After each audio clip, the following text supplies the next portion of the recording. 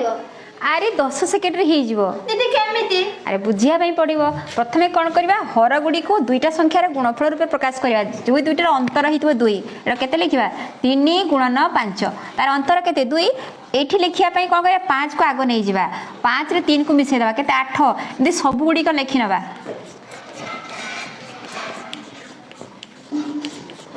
ता भितर अंतर 1 एठी अछि अंतर 2 अछि दुईटार गुणफल भी एठी अछि गोटे सीक्वेंस रे बा गोटे सीरीज रे आसी गला 3 शेष संख्याटी को नै जिवो 14 दुईटा को गुणन कर दबो तळे रखि दबो जे हमें जेमति लिखिथिले ऊपर केते लिखिबा 14 वियोग 3 केते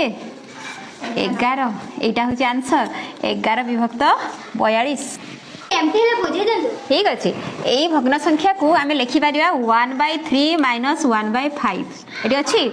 आको केमते लिखिबा प्लस 1/5 - 1/8 प्लस एटा केते लिखिबा 1/8 - 1/11 प्लस एटा केते लिखिबा ना 1/11 - 1/13 सेमती तापटा केते लिखिबा 1/13 - 1/14 देखो सबुडा कटि जिवो 1/5 1/5 कटि गला एटा कटि गला एटा कटि गला एटा कटि गला रहिला के 1/3 - 1/14 तार आंसर केते आसीबो 11/42 बुझिलो कि नाही।